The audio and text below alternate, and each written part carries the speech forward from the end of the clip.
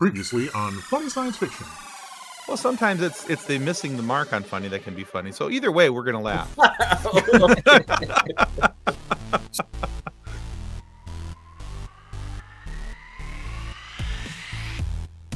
Hi, I'm Michael Cerveris, and you're listening to the Funny Science Fiction Podcast. The podcast where we talk about extremely important world events, just not of this world and not anything real. Our guest today is a veteran actor of stage and screen. In 1993, he was nominated for his first Tony for the show Tommy. Now, he won his first Tony Award in 2004 in the Broadway show Assassins, playing the role of the infamous John Wilkes Booth. Now, with a bio that's this diverse, we are excited to welcome the one, the only, Michael Cerveris to Funny Science Fiction. Hello, Michael. Hey, y'all. Glad to have you on the show today. Thank you for joining. I'm delighted to be here. He says that now. He says that. Give him time. I'm delighted to be here now. We will check back in 45 minutes to see if you still are.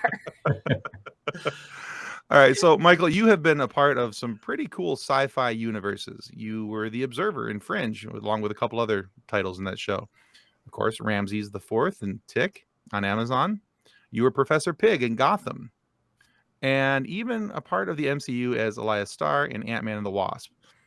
So, with setting the tone there for that, and the reason why I mentioned those shows is because typically we like to find out what were people's sci-fi influences growing up that led them to a life of sci-fi in the future.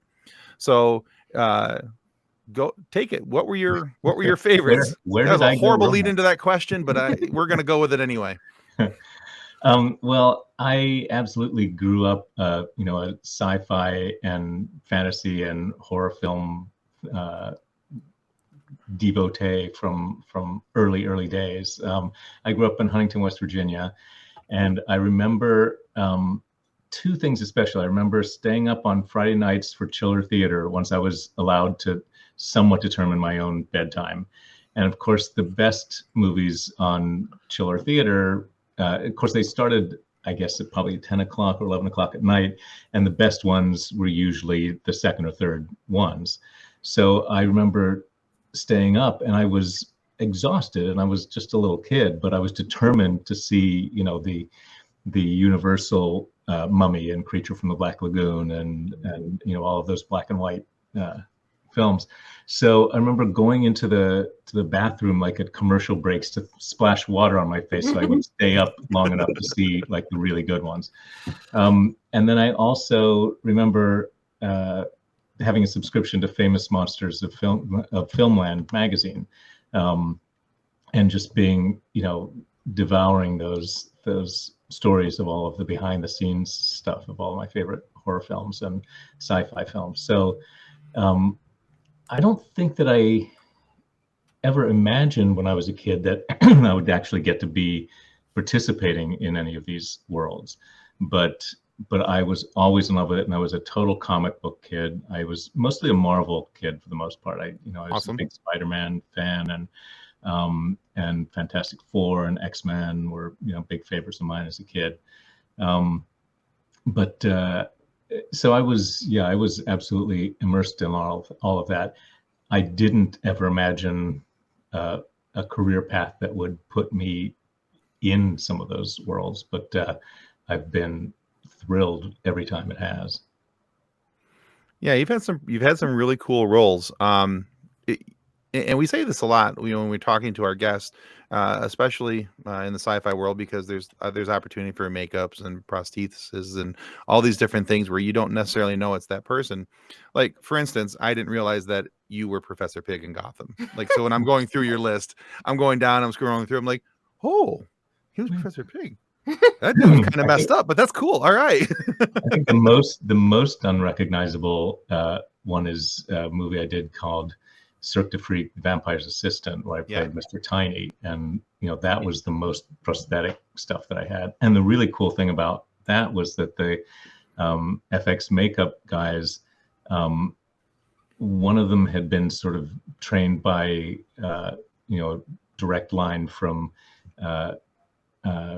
Roy Harryhausen's Oh wow. shop and stuff, and Ooh. and the people who did the life cast to make the stuff. When I went to their office to get the sort of Head and Shoulders life cast done, there was the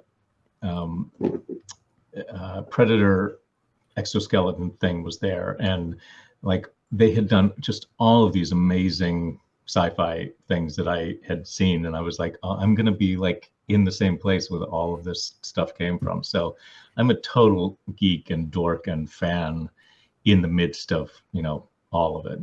That's really cool. Yeah. But that's why you're here. That's why we get to talk to you, is because we are also the total geeks and dorks. We just Fantastic. don't get to be in the middle of it yet. So the three of us have our set roles here. Tim is our mainstream Star Wars MCU Funko guy. Nick has a tendency to know more about the obscure sci-fi and the novels, and I'm the one who's into musicals because I'm a weirdo. But we'll get more into your musical history later, Okay. which is fantastic. I mean, you're a Tony Award winner, but sorry, I'm okay. So what's the difference for you between preparing for a role on stage, whether you're singing or performing Shakespeare, and preparing for a role for television or film? Well, I think there are obviously technical differences. If you're going into a musical, there's music to learn, there are songs to figure out, and that's a whole skill set in itself. Mm-hmm. And if you're doing if you're doing a play, I think the main difference from working on something on camera is that you sort of get this extended period to work and develop and explore, and you get time in rehearsal every day to try to go at it this way and see where that takes you, and then the next day you can sort of try it a different way, and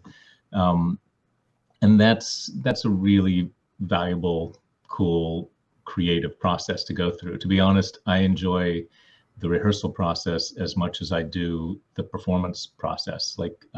In fact, when I'm happiest in a performance of a long run of a show, it's when it still feels like we're still rehearsing and discovering things and working on things. We're just doing it now in front of a paid audience, Mm-hmm. And when you work in front of the camera, you seldom get much time for rehearsal. I mean, I have done things where there was time for rehearsal before you get to the set, but that's the exception more than the rule these days.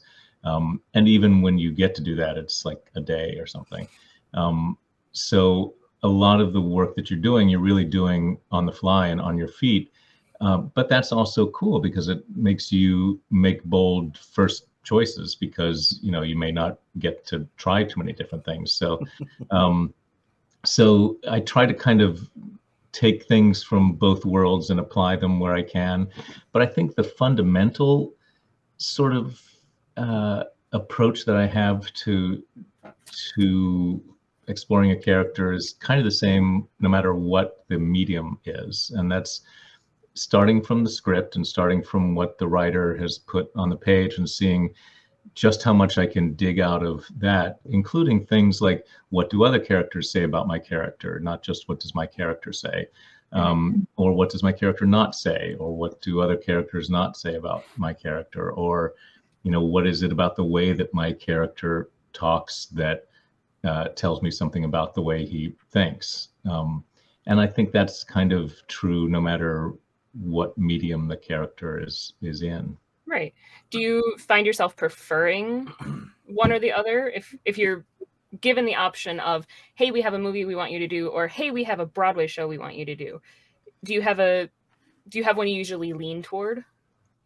Well, for the longest time, I did so much stage. I was really fortunate to get to do, sort of back to back or one after another, long runs of really exciting, challenging, interesting shows on stage. And I loved that. And I was really grateful for it.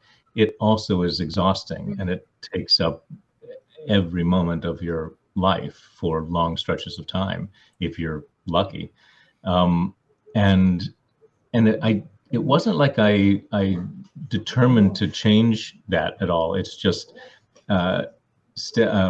television and film opportunities started to come up, and they were really cool and things that I hadn't done before. And I think the main thing about that I can say with some consistency about my career is whatever I have just done, I'm interested in doing something different next. So, when I kind of crest one hill, I'm looking for the next hill or mountain to kind of climb. So if I've just finished doing a play, I'm going to be more interested in doing something on screen. Or if I've just done a musical, I'm going to be more interested in doing, a straight play or something. And I think at heart, I'm kind of a creature of the stage, but it's been like 5 years or so since Fun Home closed, and that was the last performance I did on stage. And I'm sure, I hope that I'll go back at some point. Right. But I'm really enjoying this extended stay in front of a variety of cameras.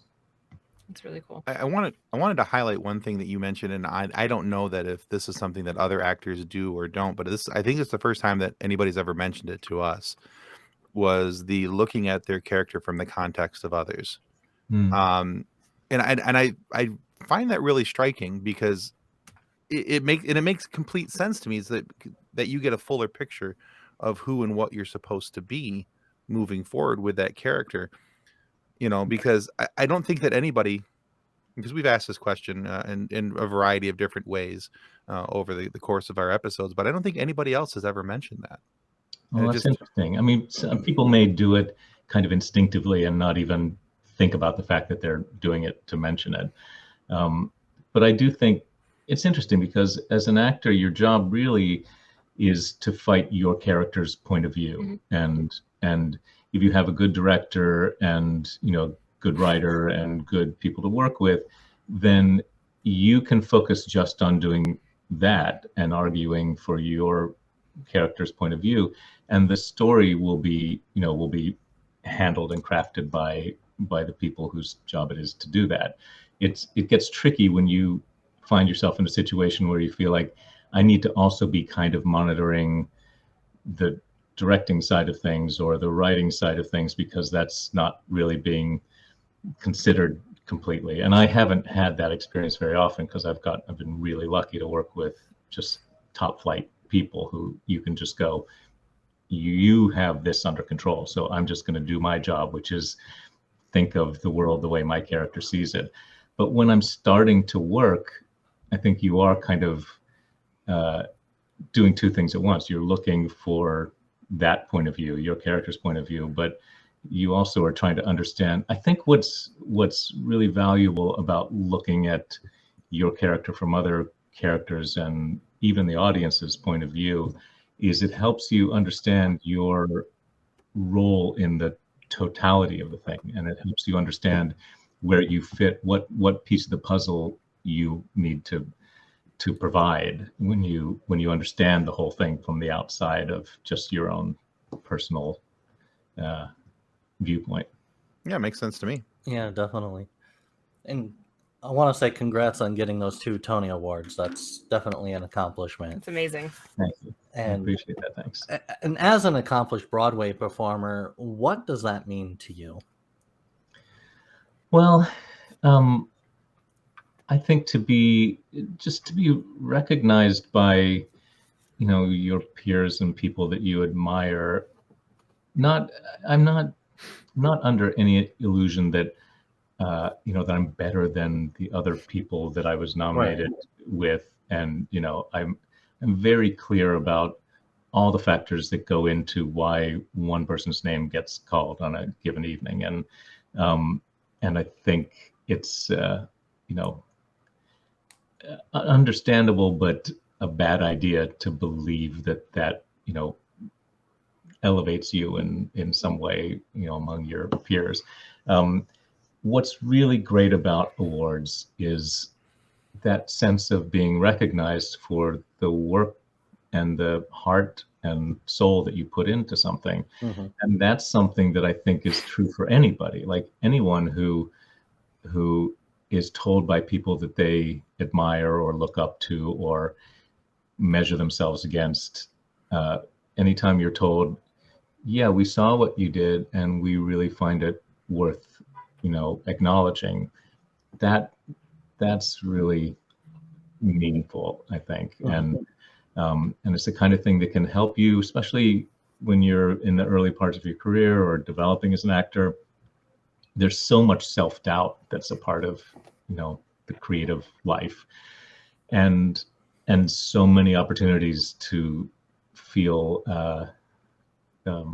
self-conscious or not certain that how you even got here and how much longer till they realize and like show you.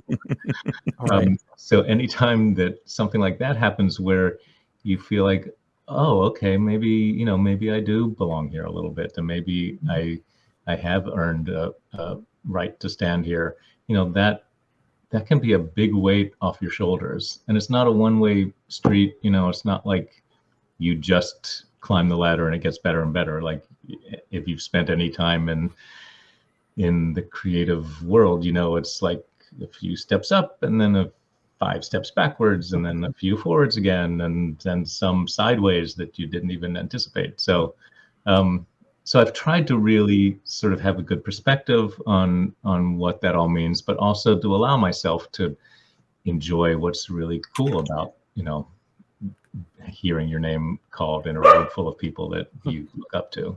Right. Excellent. Yeah, validation makes sense to me.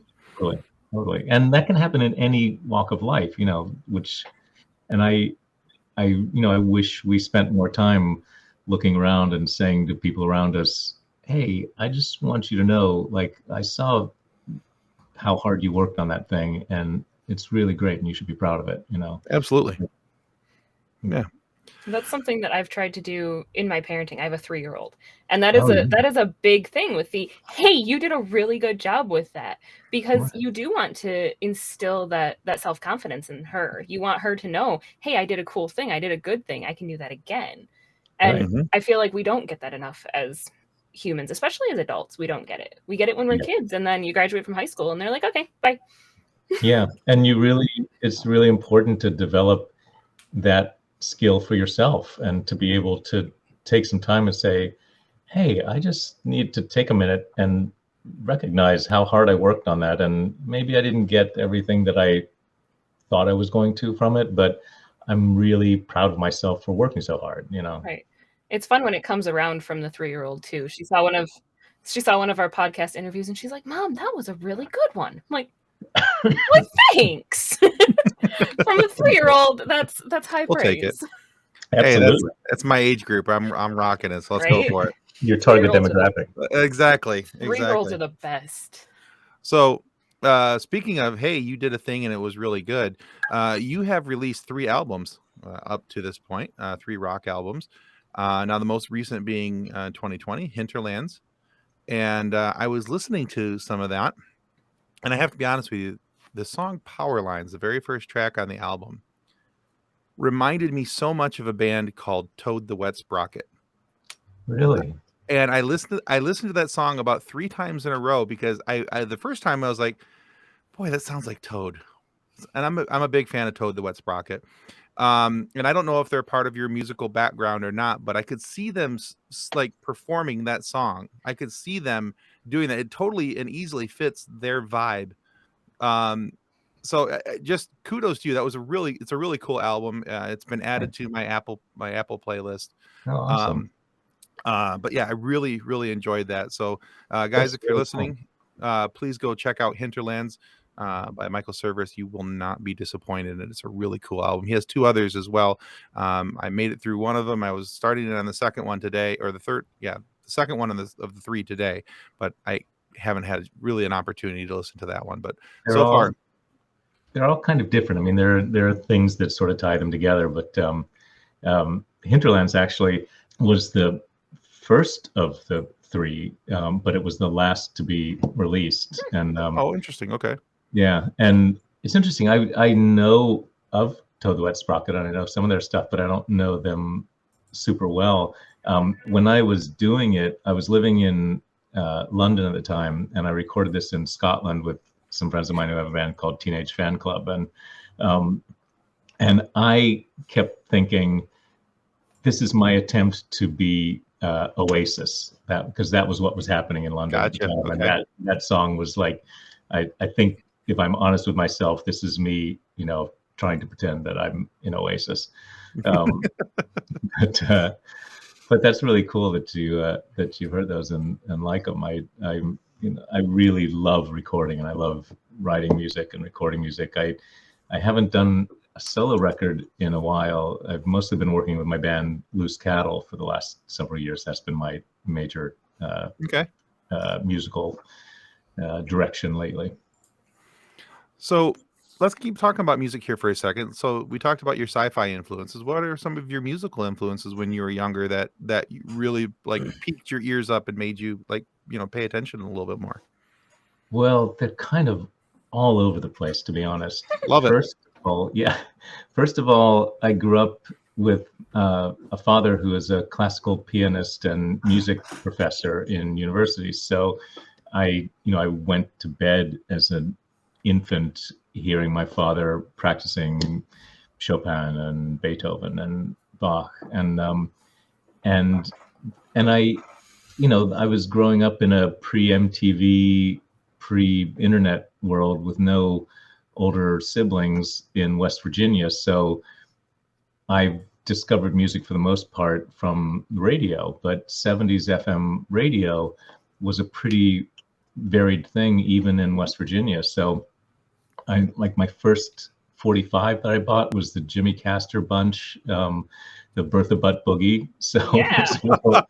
this little West Virginia white kid was like grooving Nice. to some deep funk stuff early on. Nice. But at the same time, I was, I remember, well, I used to be really embarrassed that this was my first concert experience, but I've now become really proud of the fact that the first live concert I ever went to with my friend Scott and his parents was the Carpenters in a arena I show. love the Carpenters. Yeah, they're amazing, and I are. saw Karen Carpenter play drums, and it was amazing. But then I was a huge Deep Purple fan and REO Speedwagon, and I was always trying to find stuff that I could sort of show to my dad and say, well, look, these guys are legitimate, serious musicians, because he didn't really have a lot of regard for rock music. Oh, sure. So anytime there was Kansas, I was a big fan of Kansas because they had a violin player. So I could, say to my dad, look, they have a classical instrument in the band. Or Emerson, Lake and Palmer did pictures at an exhibition. Yeah. And I brought that into him, and he said, yeah, why don't they just play the Mussorgsky? Why are they putting electric guitars in this? So very much like a prog rock kid. Awesome. It was interesting because I came to things like The Who a little later than they were actually happening, because stuff took a little longer to trickle down to West Virginia. But it meant that a lot of music that became very formative for me and very important in my life, like The Who, for example, or punk music, and I was went through a big Britpop phase, and Sure. and I found it wasn't just the soundtrack of my growing up. It was like music I heard and then really dug into, instead of it just kind of going on in the background while I was making all my teenage mistakes and stuff. So I think I listened a little more than I might have if I'd actually had the wealth of music that you have today. That kids just have to kind of hit a button and they can hear anything they want to. So there was that on the one hand, and then like folk and country music that was happening in West Virginia. So all of the place. I love the varied interests with music. My grandmother was a classically trained opera singer. My mom got me into piano lessons and voice lessons when I was little, but my mom still has her Carpenter's vinyls from when they were brand new. Like, she's still got them in their beautiful packaging. She loves Carpenters. But then, like, I've got 2 older brothers and an older sister. So my older brothers introduced me to Bowling for Soup and all of these like punk bands, Right. and Avenged Sevenfold and 3 Days Grace. And it's like, I went from Jimmy Buffett and Carpenters and Simon and Garfunkel to 3 Days Grace. And then 4 years ago, my husband and I actually went and saw Kansas in person in Saginaw. It was an amazing concert. It was absolutely spectacular. But I love that you can get all of those different varieties of music to help grow who you are as a person. Yeah, absolutely. And if you look at, you know, the path of my career, it's as meandering as my musical tastes are. So. Yeah, but that's always fun, because then when you hit shuffle on your music library and you go from Britpop to Broadway musicals to rap or whatever shows up next. No, I love eclectic music taste. My iTunes catalog used to go for, and still does. I mean, I shouldn't say used to.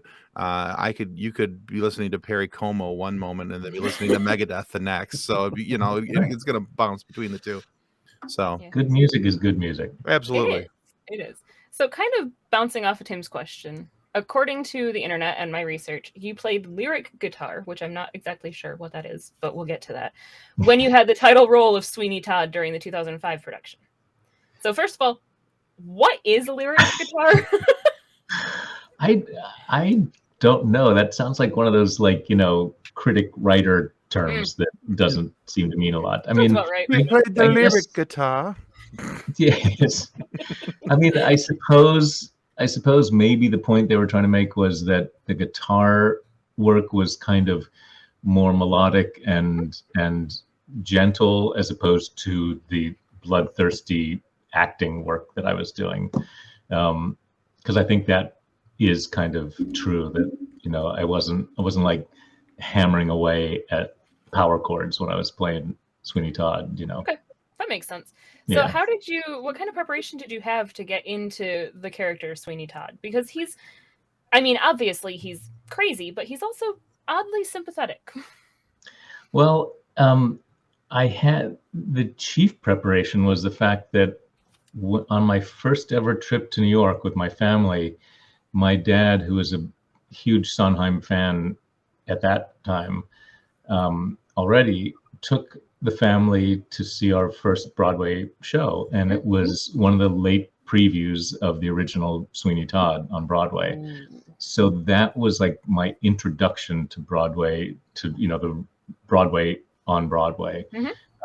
And I was just blown away. And the whole family was, and we had the cassette in the station wagon and would listen to it on every family trip. And we could sing every single note of it. And I subsequently went back to see it, because then I went to school up in, I guess, my last year of high school, I was at Phillips Exeter Academy in New Hampshire.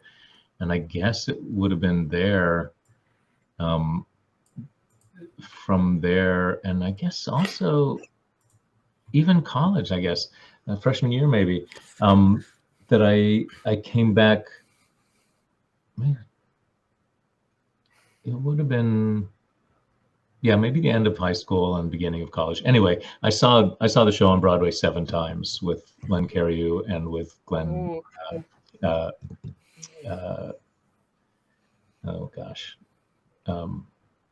George Hearn. And so I knew it inside out and had for years. And then when the opportunity to do it came up, I was kind of surprised, because I would have expected I wouldn't get a chance to even think about playing Sweeney Todd, if ever, until later in my career. But our production was thankfully very true to the spirit of what Sondheim wrote. But it was a very different concept than what Hal Prince had so memorably made. And we all had seen that and all, you know, revered it. But there was no way I was going to be able to compete with my memory of George Hearn or Len Carreyrou. So luckily, it was a very different thing, and I could kind of develop my own idea of Sweeney.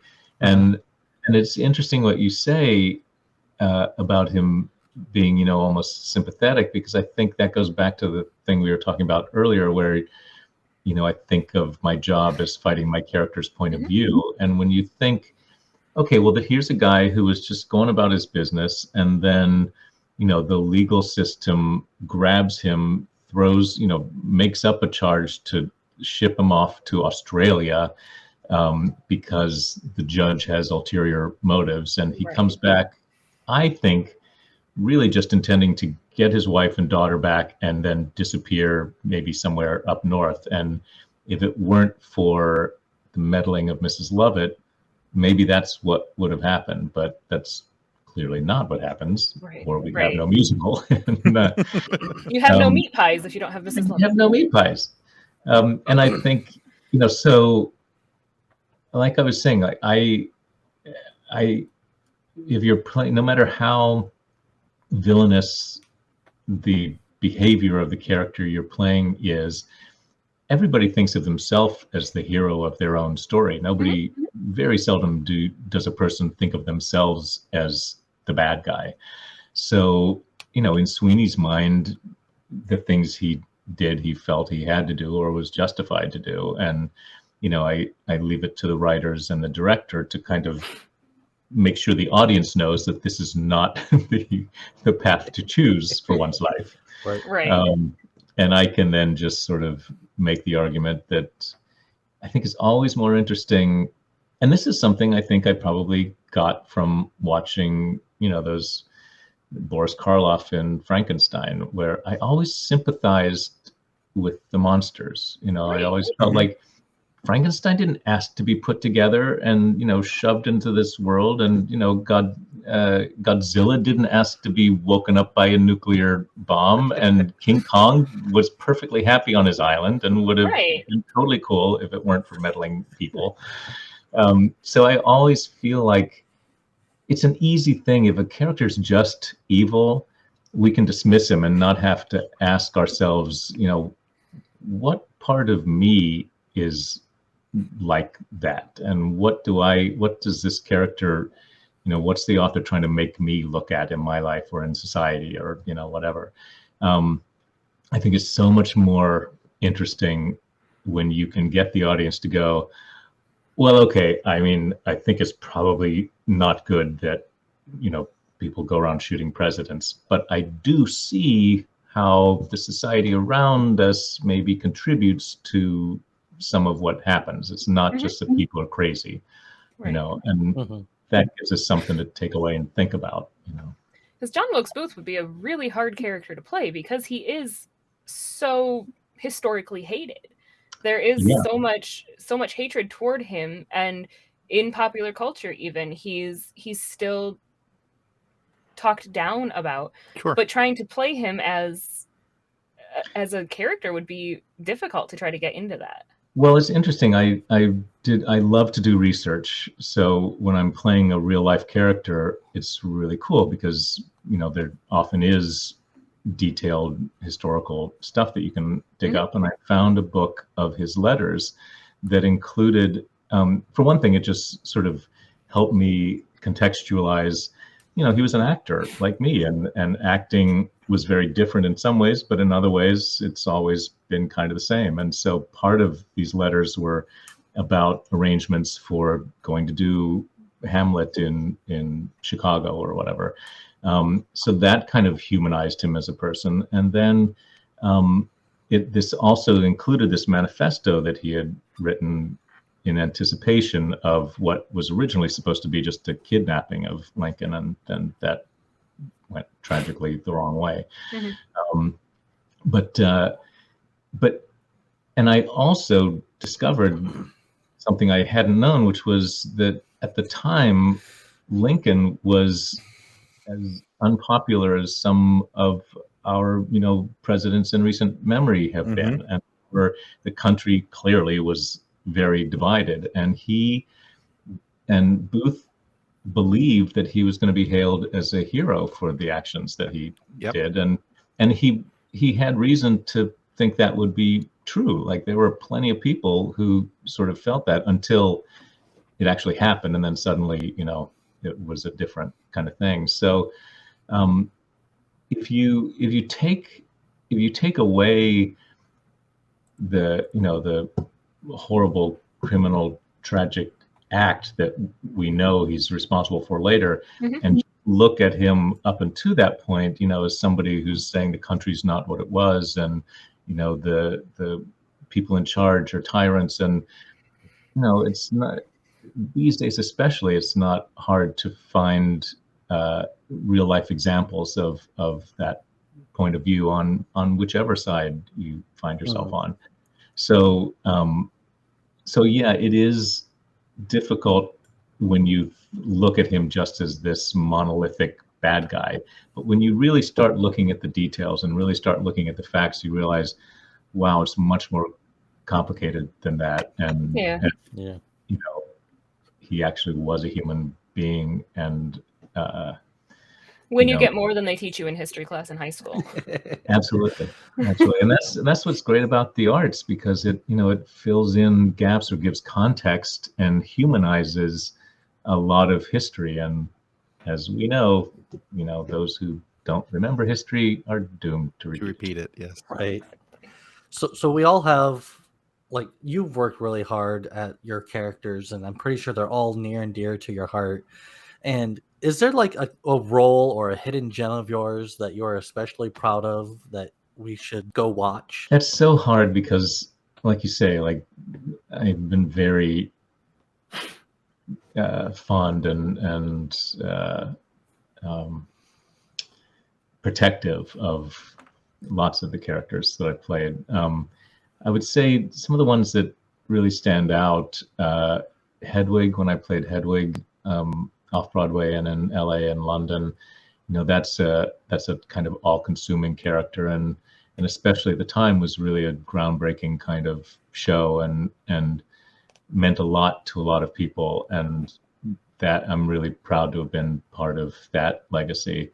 In the same way, Fun Home, playing Bruce Bechtel, who also conveniently ties me back into the graphic novel comic world through Alison Bechtel's original book. That was kind of every aspect of that was like the ideal job for me, because it was a piece of literature that I just have enormous respect for. It was a creative team that I really, really admire. It was a cast that I love and still feel very connected to. And on top of all of the great things that happened career-wise from it, and the Tony Award and everything else, really more what it meant to the audiences who came to see it, who saw themselves on stage for the first time, or understood things about themselves or their families, whether their stories were at all like the Bechtels or not. It's just every family has some kind of complicated relationship that can find echoes, I think, in that piece. So that's something I'm super, super proud to have been a part of. And then things like, a few years ago, somebody sent me some sci-fi magazine, I can't remember which one, that did a list of, like, I think maybe it was his 60th anniversary or something. So it was like the 60 or the 50 top most iconic characters in sci-fi. And September was well up there on the list. And that, to me, was one of the coolest things, to sort of recognize that I got to play a part of creating this kind of indelible character that people really, embraced and cared about, and that stands up over time. And I'm really proud of that whole show. And I think it's one of those things that will continue to be discovered by generations of people. Excellent. That's awesome. All right. So we recently, as in last month or so, had an opportunity to talk with your fellow castmate and Pyramid Gang member, Joshua Schubart, here on the show. We had a great time with Josh. Just heck of a guy. Yeah. But we talked with him about his very first scene on The Tick, where he runs in breathless and you give him a nice pop on the back. Now, for Josh, this was a huge deal because he grew up a fan of The Tick. So I want to know, what was your favorite part about getting to smack Josh? Well, there's so many. I mean, there's the sound it made. There's the firmness of he's got a very firm back, Josh, and you can really lean in to whacking him on the back. There you go. All right. So serious question. I had to ask that because we talked about that a little bit with Josh as well.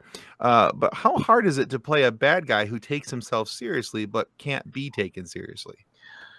It's so fun because I play so many like dark characters where I'm basically, disemboweling myself for the pleasure of the audience on a given day. So to actually get to be funny, and the great thing, of course, is the more seriously you take it, the funnier it is when you have great writing like we had on that show. So I just had such a blast every second I was part of that show. Partly just trying to keep a straight face with, Peter and Griffin in those suits was, or anybody who had to talk to me wearing a gold velour tracksuit, I mean, it's like we all had our crosses to bear in that show. Well, that's always been one of the great things about The Tick is that it never takes anything too seriously.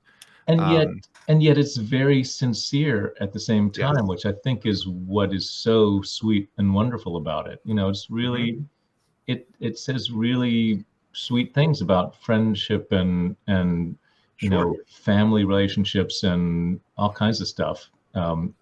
And yet it's completely irreverent all the time, including about itself. Absolutely. So between John Wilkes Booth, Professor Pig, Sweeney Todd, and Ramses the Fourth, you have quite the villainous streak going on. So have you thought about switching sides? I don't know what people are trying to tell me. I like to think that maybe I just, hopefully I'm a nicer, better, more evolved person because I'm working through all this stuff. Shoot presidents and bake people into pies and chop them up. So are there any heroic roles that you would be interested in if you had your choice, or are you enjoying being the bad guy? Well, I mean, I do enjoy being a bad guy because those characters so often are the most interesting, complex characters. But yeah, I would like to, get the girl instead of, chopping her up. And I would like to live happily ever after instead of never quite making it to the end credits of anything I'm in.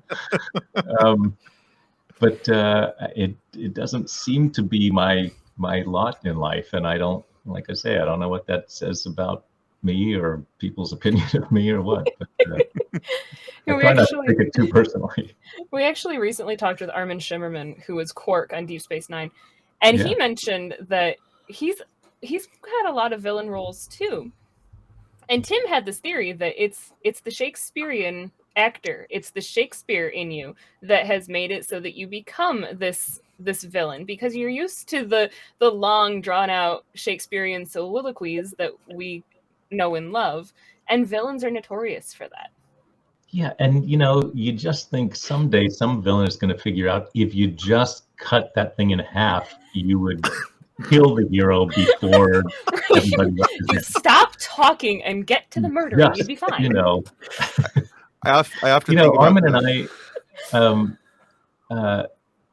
I think you're absolutely right about the Shakespearean thing. I think there is maybe it's our distrust of hyper educated seeming people that we figure if you can handle classical verse, you must be evil. Right. Possibility. If you can say all of that without breaking character. Right. I often think that you mentioned just getting to the point of killing him. I often think about Austin Powers, where him and Scott are standing there, and Scott just wants to pull out the gun. It's like, I got a gun in my room. I'll go get it. We can cap him together. And instead he has to sit there and go through this long, drawn out, story to Austin about how Dr. Evil, about how he's gonna kill him. That just popped in my head. $1 million. Right? Exactly. It is funny the number of times that it's like, if you just shut up. Just stop. Just do it already. Yeah. I don't want to be here for Why do you need to explain to him everything that he already knows? He was just there. He was just there. So our Facebook group has over 165,000 members, and Wow. it's just filled with memes of this mixed with this, and so which two of your characters would you like to see come together to either rule the world together or to become nemesis? Well, I think Mr. Tiny and Professor Pig would be an amazing dynamic duo. Obviously, between Professor Pig's skill in the kitchen and ability to kind of pretend to be a French chef among his many different guises, and the fact that clearly Mr. Tiny loves to eat, I think on that level alone they're really kind of simpatico. And they both have such a flair for the dramatic and the theatrical. I think that would be a pretty amazing. I can't imagine it ending well, but it would be pretty amazing to watch. No. Interesting. I was thinking Professor Pig and Sweeney Todd. I mean, kind of similar. Similar, yeah, but Yeah. they were kind of cut on the same cloth. So I like the idea of yours where there's almost a symbiotic relationship. thank you. That's the word I was looking for. I Got kept your back, going- Tim. I kept having the thought of parasitic, but I'm like, no, that's just one side benefiting. So thank you. I think some of my characters probably would have a parasitic relationship with each other. All right, Michael, we're at a point in our show where we like to run our guests through a little bit of a quiz. So today, for your listening and participating pleasure, we have a quiz called Broadway Meets Sci-Fi. Awesome. All right, so it's 5 questions. Each question is multiple choice. Okay, so so we'll help you out a little bit there. Good. If you get 3 of the questions correct, we would like to send you one of these awesome I Gave to the Red Shirt Widows and Orphans coffee mugs. Awesome. If you get 4 questions correct, we'd like to send you that coffee mug along with this book written by the founder of our Facebook group called Dances with Aliens. It's all about a dog at a theme park, but it's not a real dog. It's a man in a dog suit hiding from aliens, and how they can't recognize a guy in a dog suit. This sounds tailor-made for me. So I really need to get 5 right.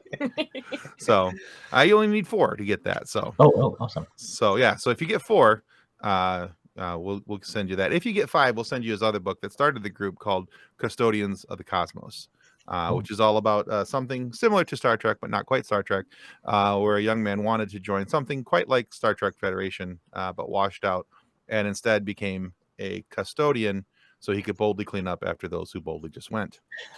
It's totally Star Trek, but not Star Trek because copyrights. Exactly. We don't have enough money for them to sue us. So anyway, That's because we have no money. that's the next point. Yeah. So, however, if you get less than 3 correct, we'd like to take your picture, make a meme out of you, and put it into our group. We call it our fun sequence. Are you okay with that? I'm totally okay with that. All right, fantastic. Take it away, Nick. This actor may be best known for his time as Doogie Howser and Barney Stinson, and also Count Olaf and Dr. Horrible. Is it Jeffrey Dean Morgan, Neil Patrick Harris, or Bob Saget? Neil Patrick Harris. You're correct. My co-star in Assassins. Yes. There you go. All right, number 2. This actor sang about his summer loving, his grease lightning, and eventually became a saint. Howard Saint in The Punisher. Was that A, John Goodman, B, John Cleese, or C, John Travolta? John Travolta, I guess, right? It is John Yeah. Travolta. Yeah. Yeah. So 2 for 2. Cool. This actor showed us that on a tiger can wear a necktie on any given Sunday, and that Big Boy Caprice could win the Triple Crown of acting. Is it Al Roker, Al Pacino, or Al B. Sure? Pacino. Yes. Yeah, I may have screwed up the writing of that question. It's entirely possible. It happens. There's one too many ons in that sentence, though. It was supposed to say this actor showed us that a tiger can't, because that was Pacino's break onto Broadway. Was does a tiger wear a necktie? Right. So anyway, I just So there's that. Typos. It happened. All right. Question number 4. This actress showed us that a cat on a hot tin roof can become a spider, a black widow, in fact. Is it A, Haley Atwell? Wow. Look, it's contagious, Tim. B, Brie Larson, or C, Scarlett Johansson? Scarlett Johansson. Correct. Very good. All right, you are 4 for 4, so that gets you the mug and the book. Awesome. And this actor debuted on Broadway in 1957 and won a Tony for his role, The Great White Hope, and eventually became the best father to his twin on-screen children, Luke and Leia. Was it James Earl Jones, John Wayne, or Kirk Douglas? James Earl Jones. Yes. Very good. 5 for 5, my good Okay, you man. get 2 books. Very cool. Awesome. And a mug. And a mug. Yeah, and a Yes. mug. So we'll get And after no we. meme. That's right. So after we're done here today, we'll get your shipping information so we can send those off to you. Okay. Great. And Michael, thank you so much for being on the show with us today. Where can listeners go to find out more about you and what you're doing now?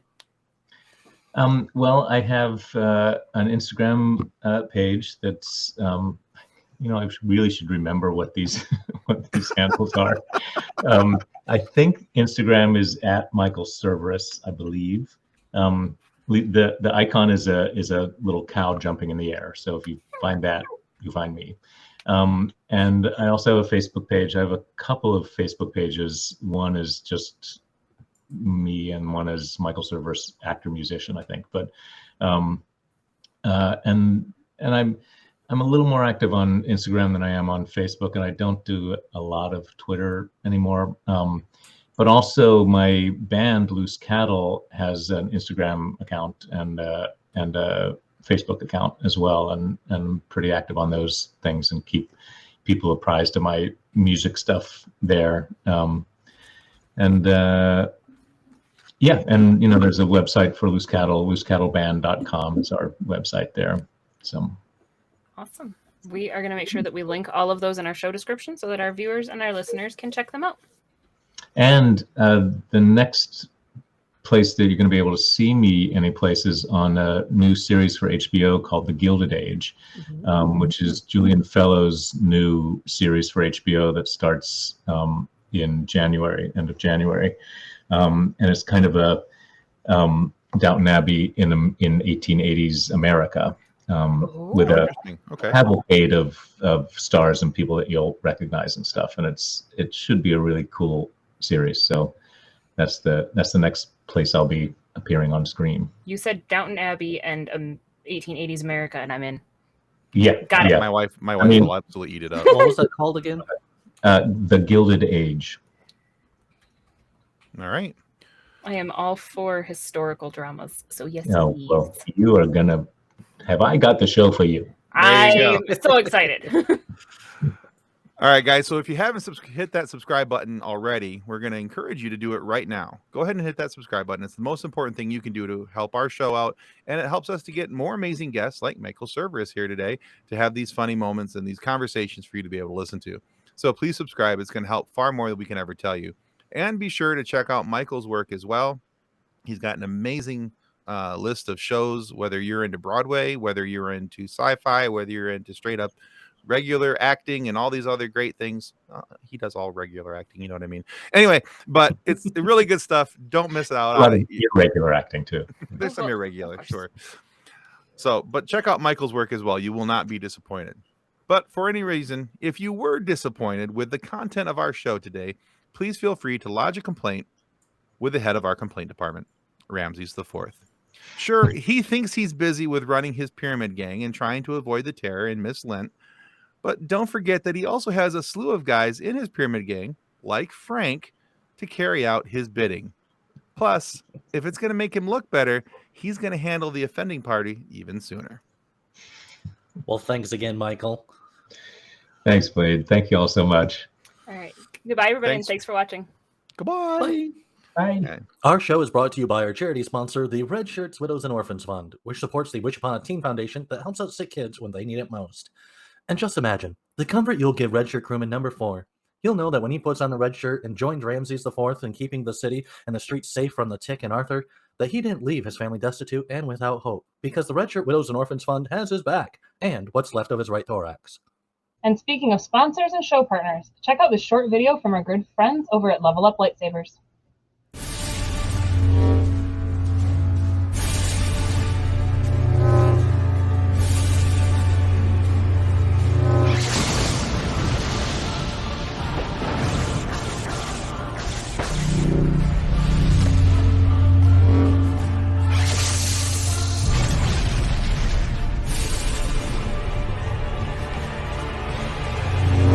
Information about Level Up Lightsabers and their online training sessions can be found in the episode description below.